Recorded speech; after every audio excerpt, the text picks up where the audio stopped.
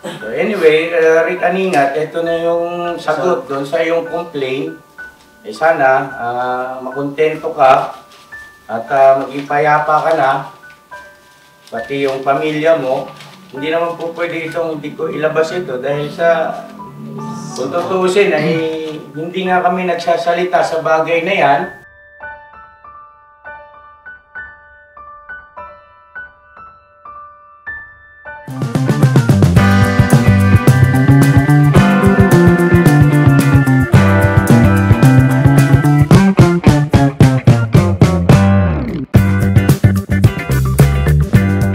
Mapagpalang araw sa ating lahat, mga ka-business namin minamahal. At andito po sinikap namin na makumpleto tayo. Pero siyempre yung iba may kanya-kanyang mga pinagkakaabalahan din. May kanya-kanyang gampanin. Kaya kung sino lang po yung nakikita nyo nandito, forward carry na. Forward carry. Masyadong malayo sa camera kasi yan. Dito. Dito ka. Huwag ka lang po. Yeah. Gusto mo yung kahoy. Kung sino lang po yung nandito dito, ay lang po yung makakasama natin. Anyway, mga ka-business namin minamahal, ito po ay patungkol sa isinampang kaso ni Rick Aningat sa akin bilang cyber libel. No? At ayun po, sa mahabang panahon ay naging kapansin-pansin yung mga pagkilos ng ka-business family patungkol sa ginagawa nating pagtulong sa ating mga kababayan. Hindi may pagkakailan na siyempre po, apektado kami doon sa kanyang isinampang kaso. Dahil nga po sa hindi may iwasan bilang tao ay mag-iisip ka rin at mag-aalala. Kaya po nalimitahan yung ating mga pagkilos sa larangan ng pagtulong sa ating mga kababayan. Ngayon po, kung di ako nagkakamali ay ilang buwan ba simula nang nag-submit tayo ng counter affidavit? Ano po yan? Anong buwan ba yun? Hindi ako nagkamali. September po eh. Day mo pa yun Kasi sinakto niyo po yun ng birthday ni mismo. Ganun. September. Bago yung birthday niya, dumating na yung yung sulat. Pa-birthday niya pala yun. Sa aming dalawa. Kasi 27 ang birthday niya, 28 ang birthday ko. Pero nag-counter na tayo noon. Pagdating nun, mga 3 days po after nun, counter na tayo. After na? Before na. Before muna. Before mag-birthday si Papa, nag-counter na tayo. Kasi ano yun 8 or 11. September 11. Ngayon, nag-counter na tayo, nag-invite pa kasi Papa man nung birthday.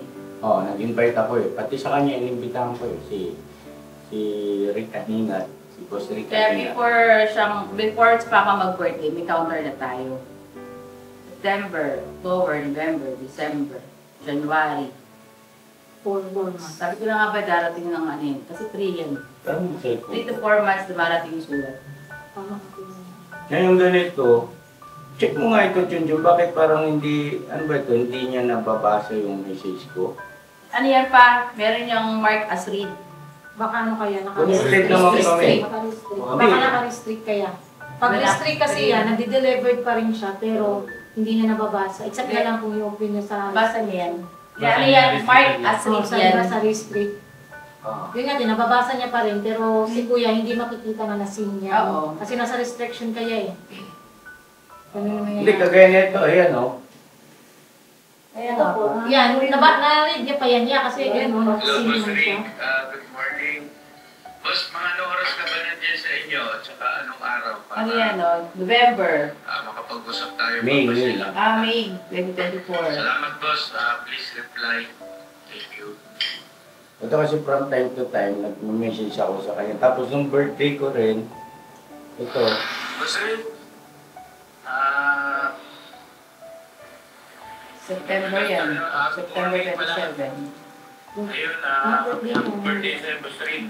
Birthday niya to. Tapos birthday ko naman kinamagasan. Pasensya na. Magkasunod pala talaga kayo, no?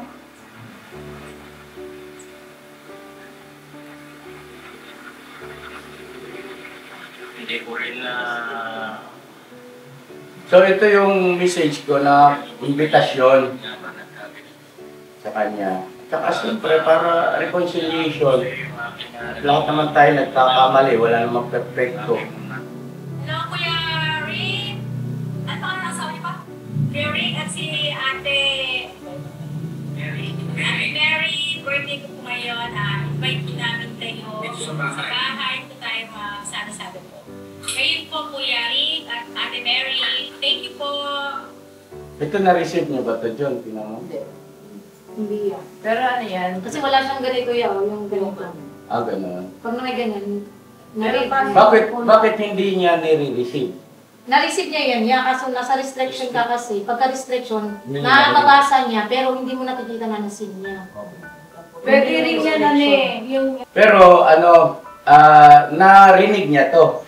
Oo, Narinig niya to mensahe ni Mama. Hello, Kuya Rick.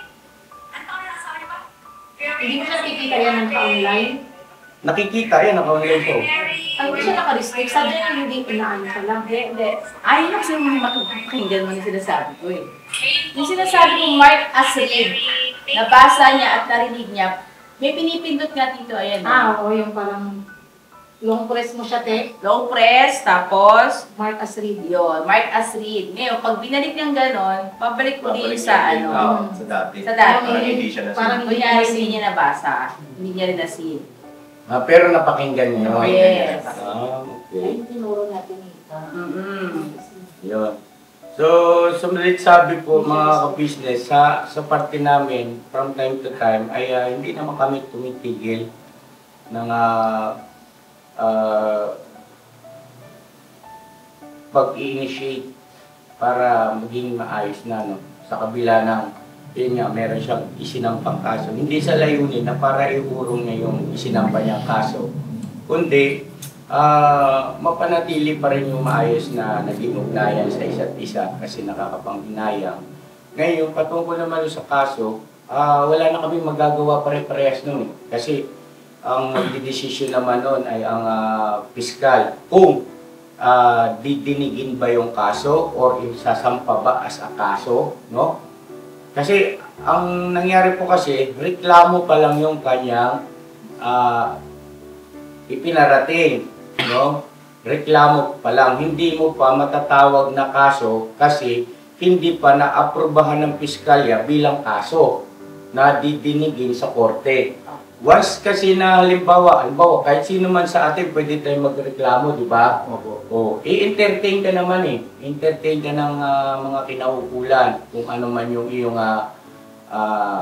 gustong ireklamo. Pero, bago yan makikilalanin na kaso, ay dapat yan ay aprobado ng piskalya. Ibig sabihin, magkakaroon ng pagdinig sa korte. Yun na yung kaso na tawagin. Kaya, pasintabi po sa lahat, kami po ay walang kaso. Wala kaming anumang kaso. Meron lang nagreklamo, pero hindi, ibig sabihin, porket may nagreklamo sa iyo, sa atin, ay meron ka ng kasong kinaharap. Kasi magdidepende pa yan sa piskalya kung aprobado ba sa kanila na may isampa bilang kaso para dinigin sa korte. Okay? Doon naman sa korte, yun na yung maglalabas kayo ng parehas mga ebidensya ninyo, yung magkabilang panig, Testigo. yes, testigo, mga ebidensya para patunayan, no? Halimbawa si Rick Aningat, para patunayan niya na meron nga kaming naging pananagutan. At ganoon din naman kami, maglalabas din kami ng mga testigo at ebidensya para pabulaanan yung kanyang Inireklamo. Opo. So, ganun po yun, ano? Sana maging malinaw yan. Karagdagang kaalaman na rin po sa patungkol sa batas natin. At ang batas lang ang magsasabi sa iyo kung yun ba ay cyber libel. Hindi si Rick Aningat. Yes po. Siya ay may karapatan lang siya magreklamo.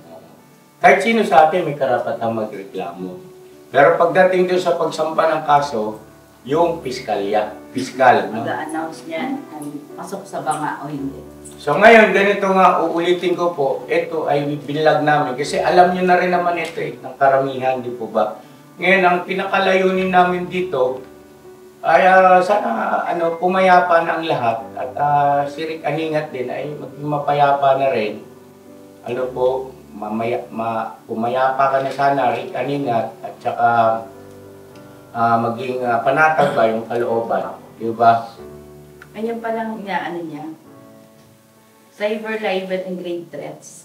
Cyber libel and grave threats yung kanyang isinampa. Inireklamo. Isinampang reklamo. No? Ayan, no?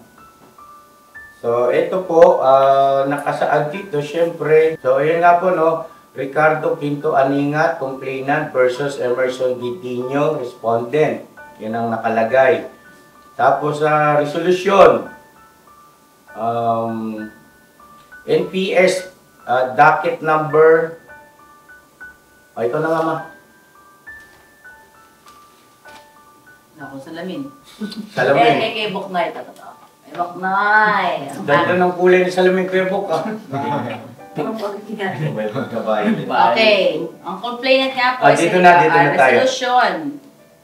Resolution. This is a complaint filed by the complainant against the respondent for libel.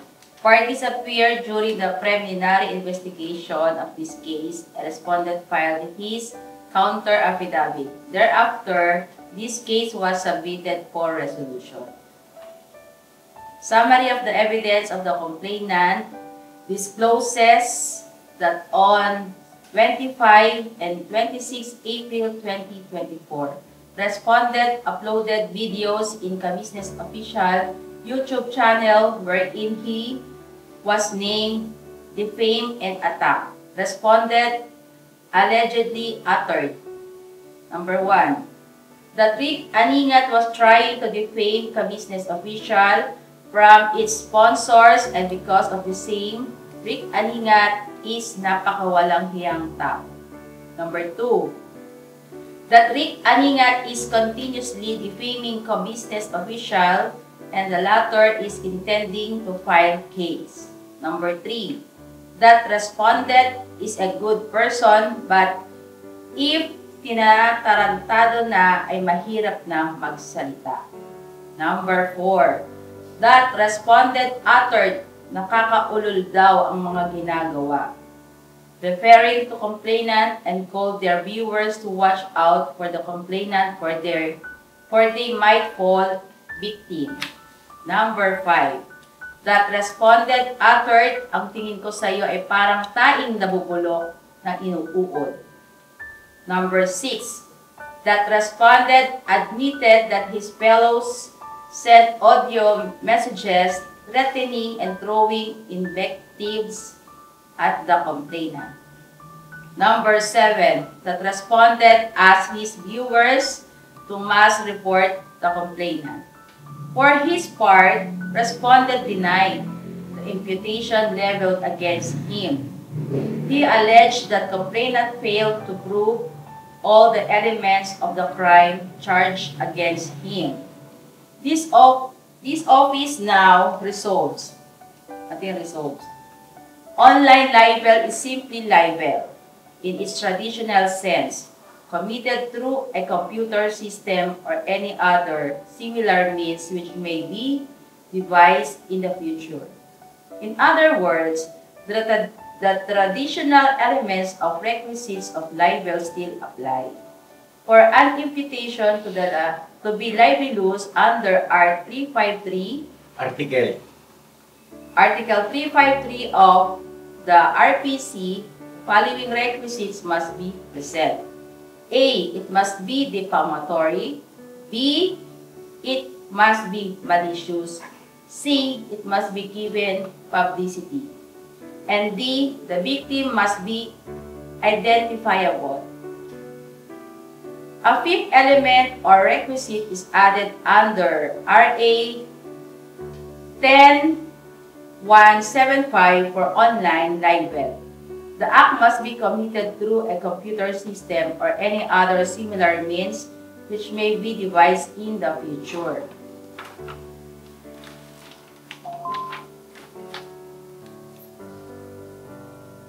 An allegation is considered defamatory if it ascribes to a person the commission of a crime, the possession of a vice or defect, real or imaginary, or any act, omission, condition, status, or circumstance which tends to dishonor or discredit, or put him in contempt, or which tends to blacken the memory of one who is dead. In determining whether a statement is defamatory, the words used are to be construed in their entirety and should be taken in their plain, natural and ordinary meaning as they would naturally be understood by persons reading them, unless it appears that they were used to understood in another sense. In this case, the undersigned watched the videos in the USB attached to the complaint. Upon watching the video, it would appear that in the April 25 and 26, 2024 video, respondent was merely expressing his disappointment and disgust at Rick Aningat for what he had done. Respondent's utterances were merely his own reaction and feelings for Rick Aningat. Nothing in his statements can be construed as malicious. The law of defamation protects the interest in reputation, the interest in acquiring, retaining, and enjoying one's reputation as good as one's character and conduct warrant. The mere fact that the plaintiff's feelings and sensibilities have been offended is not enough to create a cause of action for defamation. Defamation requires that something be communicated to a third person that may affect the opinion others may have on the plaintiff. The unprivileged communication must be shown of a statement that would tend to hurt plaintiff's reputation. To impair plaintiff's standing in the community, GR number 135306. And in the audio recording, it would appear that it was not the respondent who made the threats, nor the unsavory words.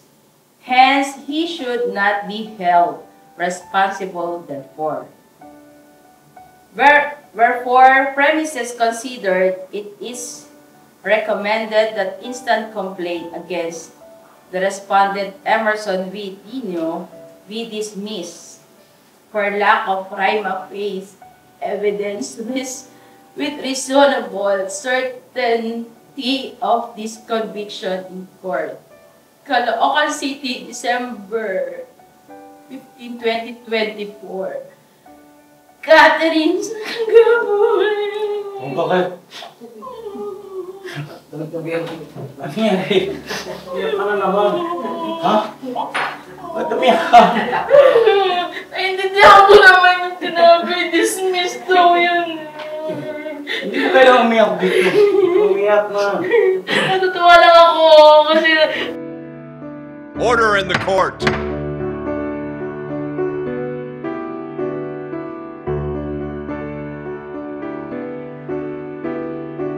Dismiss yung mga pinagagawa ni Aninga.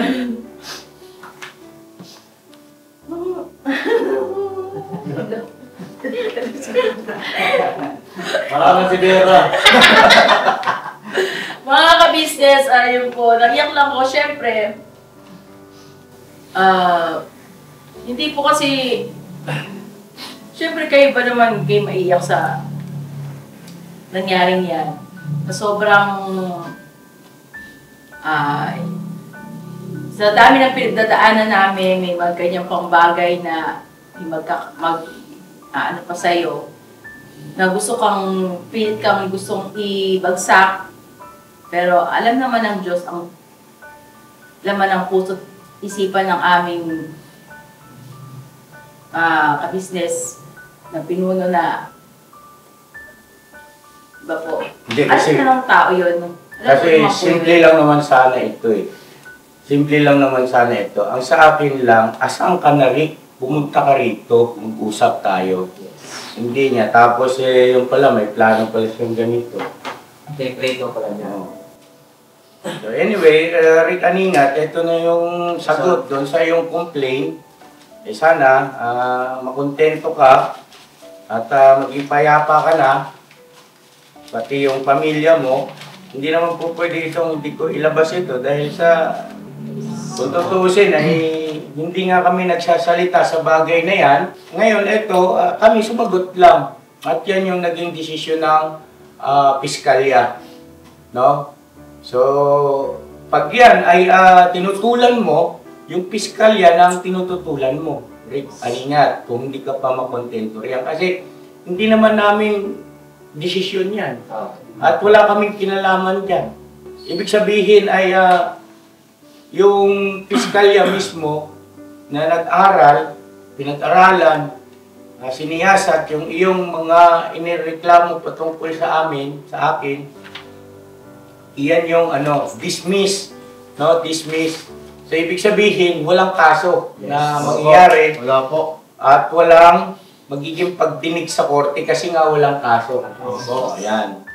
So, sana po magsilbing aral yan sa marami na hindi porkit may nagreklamo sa inyo at kailangan yung gumawa ng counter affidavit ay meron na kayong kaso. Hindi hanggat hindi lumalabas yung ganito kasi pwedeng dumating din sa inyo ang sulat mula sa piskalya na magkakaroon ng schedule ng pagdinig sa korte. Schedule yan. Oo, nire-required ka na ganitong araw ay kailangan nandun ka ganitong oras. At ihanda mo ang iyong tagapagtanggol o abogado para sa pagdinig ng kaso, isinampa ni ganito, ganyan. No? So, as long as wala yun, wala kang kaso. Meron kang tubig? Opo. Ay, naku po. Salamat po sa Diyos. At Mga kabisnes namin minamahal, hindi maitatanggi na sa parte namin ay naging masaya kami. No? Pero hindi, ang pagiging masaya ay dahil sa talo si Rick Aningat. Opo. Dahil sa walang nangyari yung ginawa niyang pagkakaso-kaso, o ika nga para bagang para siyang batingaw na umaalingaw-ngaw, hindi po ganun. Kundi, masaya lang kami dahil nga napatunayan sa piskalya pa lang na mali yung kanyang inaakala. Na mayroon siyang, justice prevail. Justice prevail. Na mali yung kanyang inaakala. ano yan, ang puso mo ay matigas. Na dapat ay nakipag-usap ka na. Tapos nagtatanong ako kung anong araw ako pwede pumunta sa inyo. Hindi ka Tsaka nag-response. Ano yan, yung iba yung talagang hangarin sa iyo ng tao. Yun lang yun. So ngayon, Papa Dins, anong pakiwari mo dyan? Dyan na yung resulta. Ano po, ako ay masaya. Dito na yung resulta at siyempre bilang anak, diba? Kung ano ba yung pagprotekta ng magulang mo sa iyo bilang anak, ganun din naman ang anak. Protekta sa magulang. Ako ay masaya. At walang masamang mangyayari sa magulang ko. At sana pumayapa na lahat. Lalo na sa parte ng Kuya Rick. Dahil hanggang ngayon kasi, yun ang mga nakaraan na vlog. Nung na-vlog niya si Jonathan, doon siya nag-comment, nakikita namin. Pero dinededma lang namin kasi nga ayaw na namin ng Kaya sana, payapa na po lahat. Yun lang naman ang sa amin. At saka masaya ako dahil isa rin ito sa mga iniisip ng magulang namin. Hindi sila makapag-focus. Yun yan, kagaya niya sa pagbablog. Stress sila. Isa ito sa dahilan, isa sa pinaka dahilan ang iniisip nila ito na hindi sila, alam niyo yun, mapanatag na ano ba, ano nang nangyayari. Pero para sa akin yan na, pilit pa sa Diyos ko talaga yan. Opo, yun nga. At yun, sana payapa na po. Yun lang naman. Ayun. So, ayun ano, uulitin ko, hindi naman sa, ika nga naging masaya kami ngayon ay dahil sa talo o ika nga walang nangyari doon sa isinampang kaso ni Rick Aningit. Hindi ganun ha. Please, mga ka-business, huwag ganun ang maging interpretasyon ninyo. Masaya kami kasi naalisan tayo ng alalahanin. Okay? Pero hindi tayo masaya dahil sa talo si Rick Aningat o walang nangyari doon sa kanyang isinasampang kaso. Hindi yon. Andun pa rin yung aming simpatya para sa pamilya ni Rick Aningat na maghilom na. No? Maghilom na, tama na yan. At nagawa mo na yung bahagi mo, Rick. So, dulang mag-file ka ng reklamo. Nagawa mo na. Yung nasa korte nga tayo, nagkita tayo doon, nilapitan ka ni Papa Diz, nilapitan ka namin. Hindi mo kami in-entertain at nagpakita ka ng sama ng loob at nakita ng lahat ng mga kasama ko yon. Sa kabila ng ang layunin ng paglapit siya hindi naman para, di ba? Hindi mo ko kasuhan, kundi yung bang wala nang problema nandun na yun di ba? At ika nga maging maayos lang tayo bilang tao sana, bilang kapwa-tao. Kaya lang tinanggihan mo yon. At ayan, tuloy-tuloy mo hanggang sa mga comment section. Sana hanggang dyan na lang yan, Rick. Maawa ka naman sa pamilya mo rin. Isa alam-alam mo rin yung pamilya mo. At Tsaka tanggalin na yung galit sa puso. oo, tanggalin na yan. Tapos na yan. Yun yung kasi nagpapalit ng mundo mo. Pagka ikaw ay may galit sa puso, isipan mo. Diliit talaga mundo mo dyan. No po. Pakawalan mo na yung galit mo, iwan mo na yan sa 2024. 2025 na ngayon. Masayang magkakasama na wala kang galit. Saka ano po, tawag dito, Kumbaga sa merong sakit, huwag na stress ang isipin mo. Isipin mo na lang maging masaya ka. Ganun si Boss Dave, kaya pakinggan natin ano ang naging saloobin mo dyan sa bagay niya, Boss Dave. Ngayon masasabi ko lang, salamat sa Diyos. Ako walang nakabasa nito. Okay. Kasi binigay sa akin ni Ate Vera. Tapos kinakabahan ako buksan. Hindi ako nagbuksan. Sabi ko, wala. Gusto ko buksan Nervous ako binasa ko siya. Basa ko ng dulo. Dismiss na. Yun, pasigaw nga ako dito kanina umaga. Tapos sinabi ko kay Daryl. Kay Daryl. Mas Daryl? Ano mag-edit Grabe kayo pala tapos, alam hindi ko muna sinabi kay Papa. Gusto ko mabasa. Ayun, wala akong ibang nasabi, kundi salamat sa Panginoon. Kasi nga, naging patunay na naman ito na mahal tayo ng Diyos. Yes, salamat talaga sa Diyos. At saka ito, Rick Aningat, kami ay hindi naman galit sa iyo. Kung pupunta ka rito, welcome ka pa rin namin. Yes. Ang buong puso. Totoo. At hindi kami making plastic sa iyo. Yan. Yun lang po. Dito sa baba ba ito? Sa baba. Yung may araw po kasi. Yan, okay na. Okay na yan ito. Yan. So yun naging malinaw naman siguro yung pahayag ng aking mga anak. Budang pa. Budang, ano ang naging saloobin mo dyan? Ayun po, syempre po sa naging resulta, masaya po ako kasi di naman din makakaila sa amin na naging pagsubok siya sa amin. Di rin nawala sa prayers namin na sana, ayun nga po, magkaroon siya ng parang yung totoong hustisya para sa amin. Ayun, gusto ko lang din congrats si Papa kasi syempre mawawala na yung isa sa mga tinik ba? Ayun. Salamat sa Diyos. Salamat po. At saka gusto ko rin magpasalamat kay Rick Aningat. Kasi Rick, ang dami kong natutunan dyan na ano ako dyan, kami ni Mama na kumbaga hindi namin maiwasan na mag-research. Yes. Hindi Oo. kasi basta-basta ang About sa, cyber life. yes, about sa mga patungkol dyan sa, at marami kami mga abogadong nakakausap, ikinikwento namin yung, siyempre, kung ano ang dapat namin paghandaan, kasi, Kung ano ba talaga ang cyber libel, Oo. bakit ba sabihin na ikaso mo ay cyber libel, hindi talaga. Ang cyber libel is napakalalim din ng kaso. Hindi Yes. basta-basta yan. marami ang nakakapagsampa ng ganyang kaso, o reklamo. Marami ang nakakapagreklamo, no? Pero, pagdating sa piskalya, ay ibinabasura. Yes, kung si Silas nila. Kasi hihimayin nila yan eh.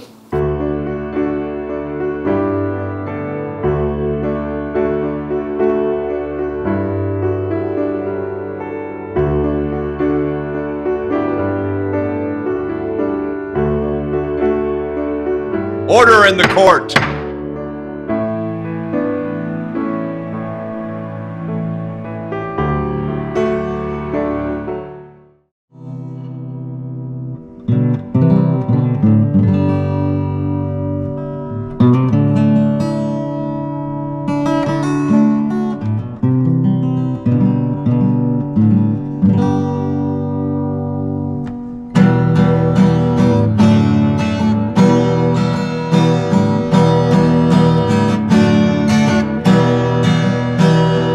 Tayong lahat ay magkakasama.